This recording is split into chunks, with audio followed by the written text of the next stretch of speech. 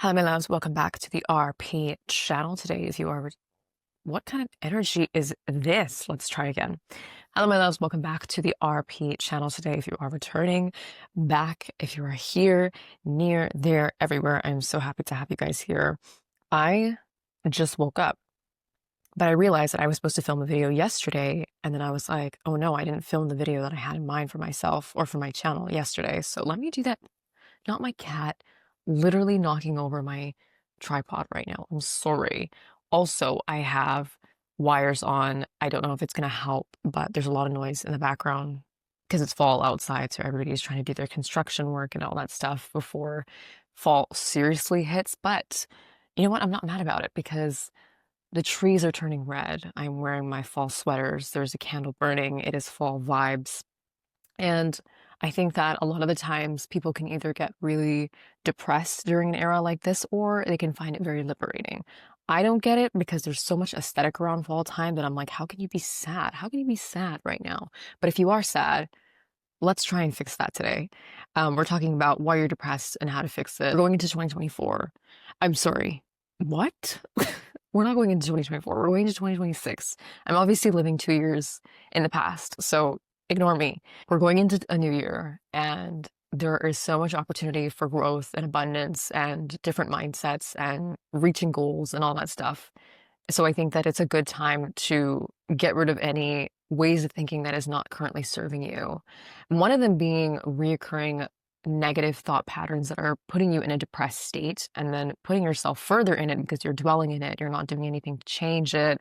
You're not doing anything to develop yourself further. And that's all the things that we want to avoid doing going into the new year. If you're serious, okay, if you're not serious, already click out of this video. Don't even subscribe to my channel because this is for serious people only. Let's get into it. One, you exist in this reality as if it's going to be your reality forever.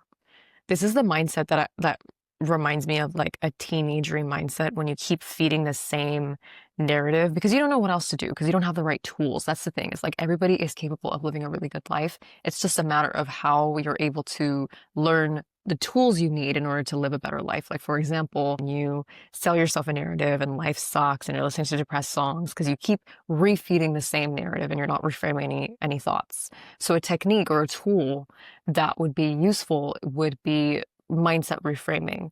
Now we have an average of what I think like 30,000 or even more thoughts a day, which is a lot of freaking thoughts to have every single day. And so a lot of people just kind of go with the flow and let their thoughts do whatever they want to do.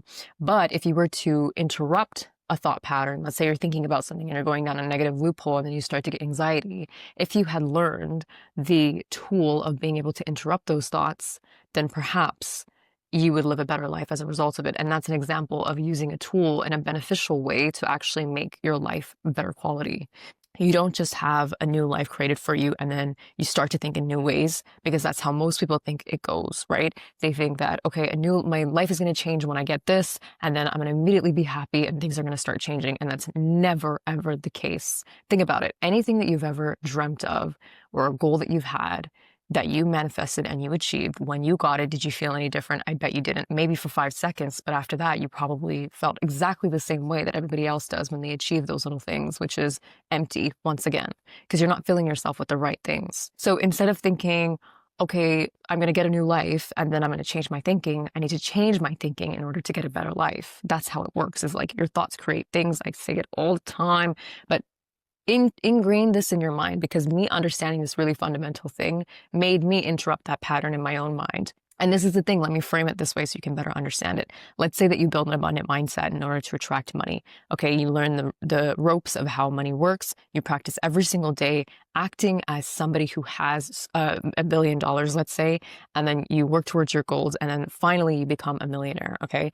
You know and understand how to sustain that money and build that life because you went through the process of acting as that person. You know how to sustain it. You know how to manage it, and it's all great. So now if you lost it tomorrow, you can make it all again, right? But let's say that you were just handed $1 million on a silver platter. You'd probably lose that money almost instantly. You know why? Because you're still thinking like the same old you. That's why you lose that money, because you're still thinking as the same old you. Some people win the lottery and they're not used to having so much money, so that they freak out, they spend all of it, and then they're like, where did that money even go? And then it's like the same pattern repeats itself again. It's because you're not changing your mentality towards it. You're not understanding that money is a tool. Like, you have to be an attractive person to money. Why should money want to be in your life if you're going to use it recklessly? Do you know what I mean? When I first started on YouTube, I was landing a lot of brand deals, and it was the first time in my ever life, guys, I'm 21, okay? Like, anybody that grew up in like a regular household where money was pretty much like the only issue in the household, is like, obviously there's lots of different problems within a family, but money is something that affects a lot of people, and my family was one of them. And so when you finally get a certain amount of money, you're like, oh my gosh, like, you almost don't know what to do with it. And you're so used to having no money that spending the money, spending all of it, makes more sense than putting it in proper places. Like, I didn't know I didn't know what places to put it in order to make it grow. I didn't know how to invest it. I didn't know how to save it. Like, I didn't know any of that stuff when I first started my channel, because I was making money that I wasn't used to handling. But that's why they say that the same way that you handle $1,000 is the same way that you're going to handle 1,000,000. It's not about the number, but it's about the mindset that you take towards it. So this is an example I'm using because this is something that a lot of people struggle with on a day-to-day basis. Money really does make the world go round. Now, if you're always broke and you've always been broke, and you continue to think that you'll always be broke because that's been your reality forever, that is most likely why you're depressed. And that goes for any other aspects of life, not just finances. Is like, you're existing in this reality as if this is going to be your reality forever. You think because you had money trauma in the past, you're going to have money trauma forever. You're not. You're not. If you don't try to find a way to reframe the thoughts that you're having, which, by the way, I'm coming out with a guide that's going to help you do that. It's going to be 30 Days of Feminine Energy, and it's going to be released sometime in either November or end of October. I wanted to create it so that I'm like, okay, if I really needed to get my life together in 30 days, what would I have to do? What did I do in the past that really helped me? So that's going to be coming out soon, but that's going to be helping you with how to reframe your thoughts if you have negative thought patterns. But this is why it's such a powerful technique to learn. I think you should learn it at any given age because it's going to help you down the line. You realize how many lies your mind tells you, and how often we believe those lies and let ourselves get stuck in those rabbit holes. When in reality, those things should not dictate how we live our lives, because if every single day we can become aware of the way that we're thinking, we can actually be aware of how we are able to, it's like you get magic powers after you learn that skills, because then single thing in life that you don't like, you can visually see it and you can move it around almost like a magician. And that's when you start to live life really good. It's because you don't let your thoughts and your emotions dictate everything in your life, because they're just a part of you. They're not you. All right. 2, the relationships around you don't make you grow. They make you go backwards. That's why you're depressed. The other day I was talking with one of my girlfriends, and we were talking about the fact, like, we were telling each other how grateful we were to each other for the fact that we do not give into each other's delusions. Whenever I fall short on something, she doesn't say, oh, I love that for you. It's okay. Like, trying to like console me, trying to people please me or whatever it is. She tells me straight to my face, you did this wrong. Don't do it again, because this is how it's going to affect you negatively. And I love you, and that's why I'm telling you that. And I tell her the same thing. And if she's talking to a guy who maybe I don't approve of, and she's like, oh, does he like me? And in reality, he's breadcrumbing. I'm not going to be like, oh yeah, he totally likes you, because I see a lot of people do that with their friends. And it's like, why? If you really love them, don't give in to their delusions. The more people live that way themselves, they excuse other people. If they make excuses for themselves, they make excuses for you. So you need to surround yourself with good people, but you have to become a good person too, because both things go hand in hand. You cannot be friends with people that give into your delusions. You need to be around people that will push you to be better, even if you hate them for it. It's because they love you and they want you to be better and they want you to grow with you. Being friends with people who aren't about their self-development or growing into the best version of themselves, being friends with those people versus being friends with people who don't want to do that is like black and white. It's like night and day, because I've had both experiences where I've been friends with people who weren't into that stuff. And it's not like, listen, it's not like you have to make it your whole life. For me, it's a huge part of my life, and I dedicate and I allocate a lot of time into myself and my investment and my growth. But anybody that's negative, that is pouring things into your mind that isn't true, that's just projecting all of their insecurities onto you, making you feel bad because that's how they feel, those are not your friends. And I don't understand why you'd want to stay friends with them if you yourself want to be better, because you never will be around those people. That's what you need to understand. You're going to those people who are insecure, talking about your insecurities to them, and they're going to make you feel worse about it because they're insecure themselves. And then you're going to feel worse. And it's like a pattern that doesn't stop. It's a cycle that doesn't stop. And the only way to break it is for you to be better and to go out there and make better friends. And it is possible. It is 100,000% possible. I thought it wasn't, because I was always confused about, how do I change my circle?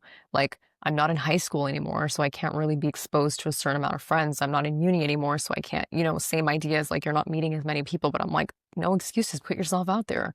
I go to the gym every day. I go to the bookstore a lot. I go to all these really high value places, in my mind, high value places where I would love to meet people who share the same hobbies, people that go to the gym, people that go to the bookstore, the library, the cafes, and do whatever they need to do, because that is admirable to me. Right? That's why I practice those things, is because that's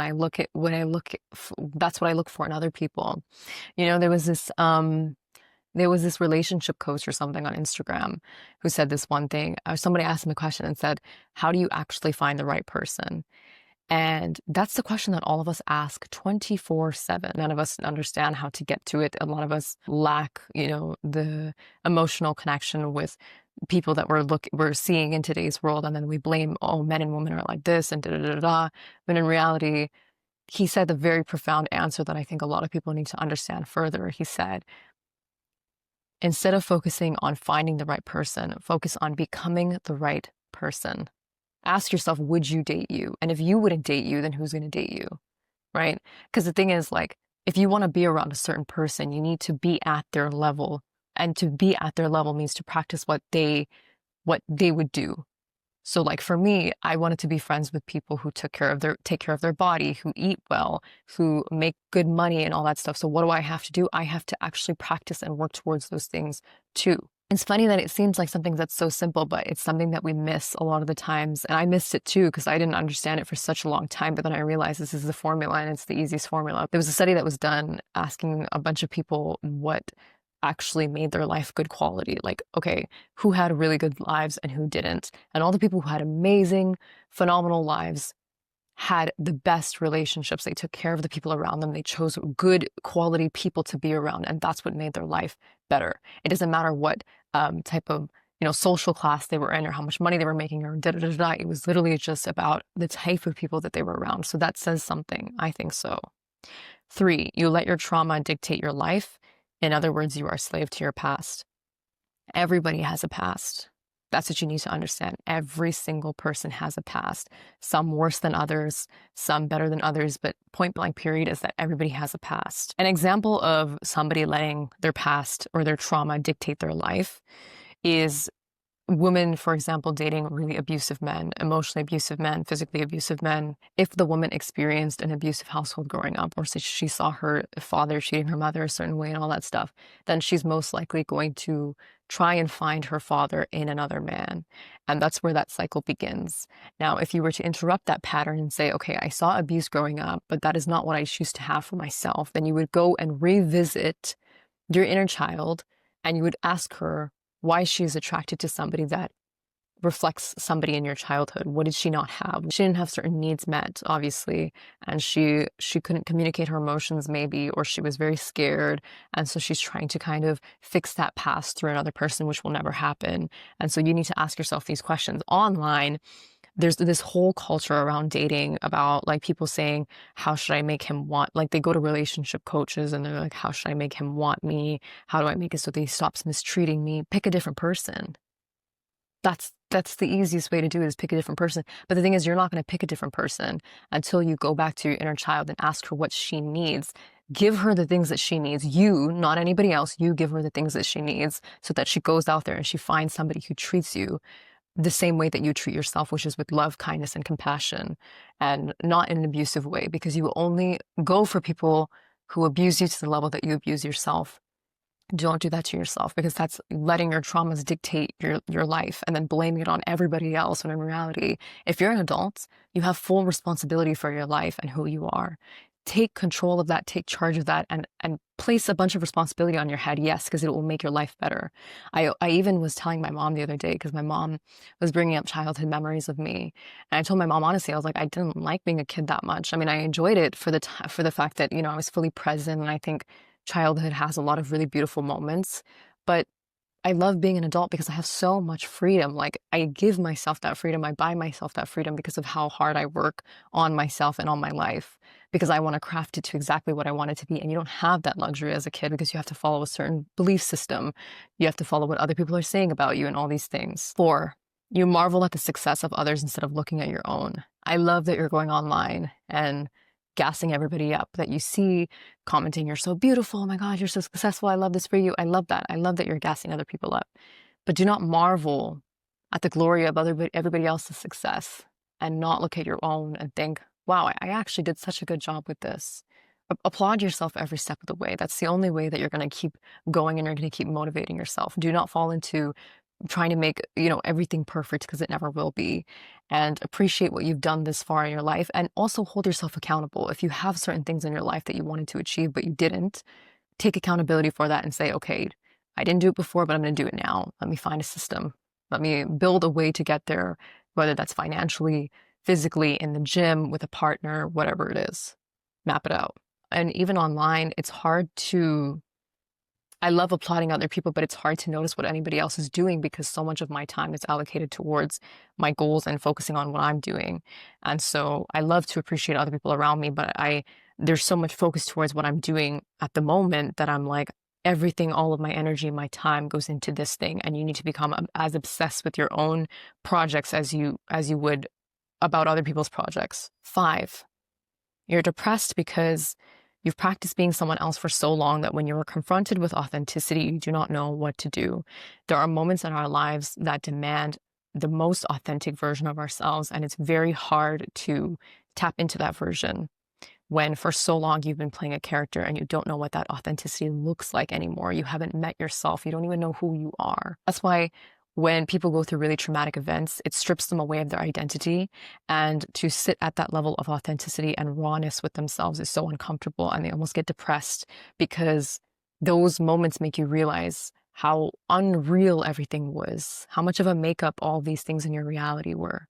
So that's why you need to practice being authentic as much as you can. And I struggle with it so much. I used to literally get sad over the fact that I couldn't be myself in public places. And that's why I isolated myself so much. And I would call myself a homebody and all these other things, when in reality, it was just because I couldn't let my light shine in the outside world. Because I was afraid of being seen. I didn't know how to take up space.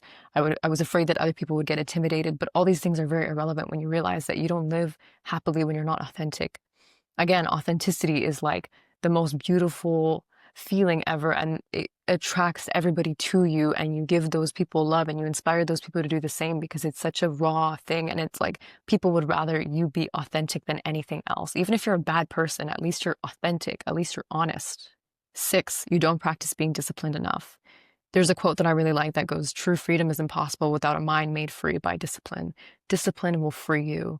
I didn't realize this until my habits actually started to show, and I started to realize that, because, you know, you do a habit for so long. For example, I go to the gym every single day, and years pass and you feel like nothing changes, and you're like, where are the results? But the results will come with time. But it's more so the person that you became as a result of that discipline, as a result of getting yourself up every day and going to the gym, or working on a project that was really important to you, building your business, building skills, talking to other people, learning communication, all that stuff, is like the person you become matters over anything else. It's irrelevant, the results at that point, you know. The rewards will come by itself. Just focus on the person, the type of person that you could become, because that's so invaluable. 7, you put the rest of the world on a pedestal. You know why people are successful? Because an audience for their success exists. You exist in order to, again, marvel at their success. And if you think about it, if you didn't follow them on Instagram, plus the millions of others, what do they have? Your attention is so valuable to them. And that's why it's so important for all these companies and these marketing agencies and whatever it is to grab your attention as fast as possible, because they know that you will invest in them. The only thing that makes something special is your attention. And so focus on where you put that attention and put it on you. I know it's really It's so hard for women to do, especially because we want to give so much to everybody else around us, but put your attention on you and grow, and then be the person that can give back to other people. Because if you keep pouring into other people, you think that you're being a good person, but you're going to end up depleted and you're going to end up angry. And then you're not going to get what you want out of life. You're not going to reach your goals. You're not going to look better, be better. And if you really care about your loved ones, change your life and change who you are as a person, in the sense that improve yourself immensely and work tirelessly on yourself every single day. That's the most selfless thing that you can do, because you will actually be able to inspire them, enlighten them, make a positive difference in the world. 8, last one. You focus too much on mastery and not on being a student. There are so many skills in my life that I thought I learned so well, so well. And then something in life happens to teach me that I was actually very wrong. And I have so much more to learn about it. You know, they always say that the master has no questions, but the student has like a million. But you need to ask questions to be successful. So I'd rather be a student than a master at anything. Because after you become a master at something, there's a disinterest in it, or there's a feeling that you know it so well that you don't know. It's like it's a project that cannot be improved, but you can always improve it. For example, with meditation, I've been doing it for so long that at some point I was like, oh, I must be really good at this, but still I struggle with my meditation sometimes, and with so many other things. You're gonna gain so many valuable insights that way, and also be able to give to other people in a way that will teach them and encourage them to always learn from life and learn from everything else. Always ask yourself what you're learning in life, and you will be very successful. You will be happy. You will have a great partner, great friends, all the things that you ever dreamt of. Just focus on these very things. All right. I love you so much, and I will see you guys in the next one.